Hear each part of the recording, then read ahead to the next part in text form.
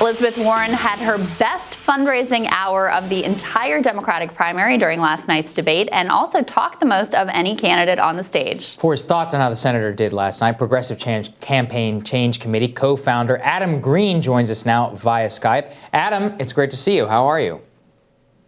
Feeling great today. Yeah, certainly better. So what did you think was the most significant moment last night, Adam? Obviously, Senator Warren really came to play. Yeah, so there's a significant moment, and then there's a significant story coming out of last night. Obviously, when she called out Michael Bloomberg for not releasing women who were under NDA, that was probably the most powerful moment that will be repeated over and over and over again on cable news today.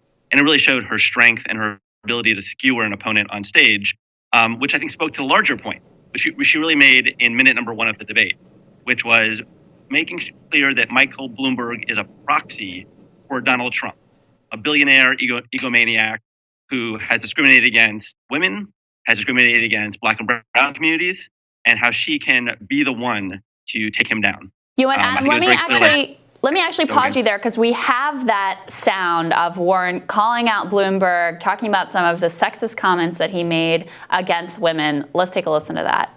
So I'd like to talk about who we're running against. A billionaire who calls women fat broads and horse-faced lesbians. And no, I'm not talking about Donald Trump. I'm talking about Mayor Bloomberg.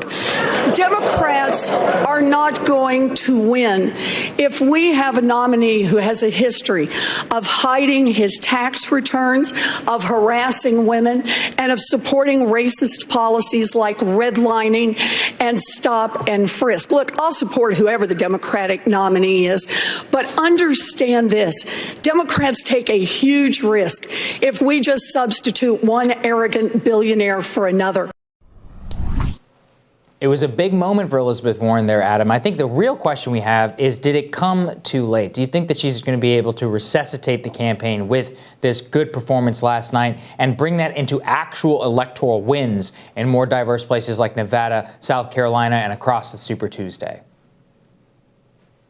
Yeah, I mean, look, first, last night was an outright win for Elizabeth Warren. I think it was objectively a win and objectively a good night for her. And as you and I talked about, the two of you talked and I talked about last time I was on the show, the most important thing right now is to enter Super Tuesday with momentum, right? If one had to choose between, coming in, fourth or fifth place in New Hampshire and coming in fourth or fifth place in South Carolina, you would rather come in higher in South Carolina and enter, the springboard of Super Tuesday with momentum. So I think what Elizabeth Warren showed last night is that whether it's economics and corporate issues, whether it's standing up for Black and brown communities who have been discriminated against, which is very relevant in these more diverse states, or whether it's sticking up for women, she's a total package. And not only does she have the right policies and the right thoughts on that, but she can skewer an opponent on stage. So I think really last night, a lot of people were like, wow, I would like to see her on the debate stage against Donald Trump. She can take it down like she did. I don't think anyone who is sentient could deny that she had a fantastic night last night. She was absolutely on fire. Set the expectations, though. How do you think she will perform in Nevada? What does she need to do in that state? And then what does she need to do, and what do you think she can do in South Carolina? Yeah, I mean, what I'm looking for in the next 48 to 96 hours is, visible signs, clear signs of momentum. One thing I learned last night was that early voting just ended in Nevada, which is a little unfortunate and a bit weird given the timing of this debate. Maybe the debate should have been a couple days earlier. So I think there will be some looking at the day of votes here in Nevada to see if they contrast with the early votes. If they do, that might be a sign of momentum. But I'm really looking at South Carolina and also national polling. I would not be shocked, honestly, and I'll say this on the record here for the first time. I would expect Michael Bloomberg to go down about 10 points in the next week or so. What we've seen with our own members is that a lot of people are scared and have been temporarily parked with Joe Biden or Pete Buttigieg or now Mike Bloomberg because they just want someone who doesn't have a bunch of controversy around them. Well, after last night, again, on race issues, on gender issues, on corporate economic issues, Mike Bloomberg has a lot of liabilities on his balance sheet.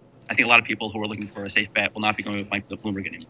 Yeah, it's going to be interesting. Last question for you, Adam, on the contested convention. Elizabeth Warren didn't commit to backing the candidate with the most amount of delegates as the eventual nominee. Does that mean that she's hoping to be a consensus candidate at a contested convention?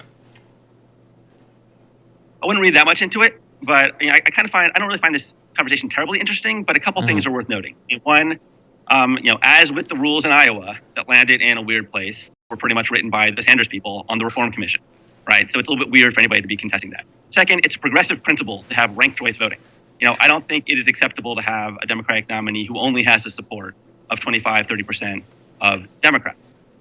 We believe in ranked choice voting. We ideally would pass it nationally. And I think Bernie Sanders' only point last night was that superdelegates should not be voting, but he actually didn't even say the delegates as a whole should not be voting. So look, I think this will be part of the overall effectiveness argument that will continue to be there with Bernie Sanders than that Elizabeth Warren started last night. That if you want someone who's a bold progressive, she's the one who can actually get it done. She is the real deal progressive. And when she touches things, they don't fall apart. They usually get better, like she did with the CFPB. She didn't fight for the same things for 30 years and lose. She came to Washington with one core priority, the CFPB, passed the crown jewel of Wall Street reform into law, had many other victories. I think that will extend to the arguments in the days ahead. But Adam, shouldn't the candidate with the most votes end up being the nominee? I mean, Democrats have been talking for 4 years about the popular vote and how the will of the people should decide. Isn't it going to destroy the party, essentially, if you have Bernie Sanders come into the convention with a plurality of delegates and then it gets taken from him by superdelegates on the second ballot? I mean, that is going to destroy the party. Yeah, let's not feed conspiracy people online, Crystal. How is that a conspiracy? Your candidate admitted to it on the debate stage last night, as did all the others. No, that's a preemptive stirring up the pot. The person with the most support should be the nominee. It is not okay to win the Democratic nomination on a technicality, which is what some people are trying to do. In a six-way race, if somebody is blocked at 20, 25, 27%, that you cannot argue that they are the choice of Democrats. It has to be a ranked choice voting principle where the Democratic Party can look at, as a whole and say, who's our best bet to win? Who can we all unify around? I don't see how you can defend the proposition that if at the end of the day it is true that only 25%, 27% of Democratic voters want one person as a nominee, they should be the nominee. That just seems a little bit weird to me. But I think it seems a little bit weird to say that a candidate who did even more poorly than that should be the nominee, though. Yeah, again, ranked choice voting. Do you or do you not agree with ranked choice voting? But that's not the system that we have set up. I mean, that's not how this is all structured. There is a principle set up. It just shocks me sometimes when Sanders people talk about one principle and then fall back on another. Right now, I don't know if you know this. I just learned this week. Bernie Sanders' free tuition bill, which everybody talks about as universal, he actually reintroduced it, and right now it is means tested. I don't hear any clamoring against Bernie Sanders calling him an AstroTurf progressive for that. Okay? Adam, I think it's pretty consistent principle to say that whoever gets the most votes should win. And it's something that Democrats have been talking about for a long time. But I'm sure we will continue to have this discussion. I'd like to talk about the student tuition thing as well. So thank you so much, Adam. Thanks, Adam. We always love having you. Thank you so much. Next up, what did friend of the show and Young Turks co-founder Cenk Uygur think about last night's debate? We're going to ask him. That's next.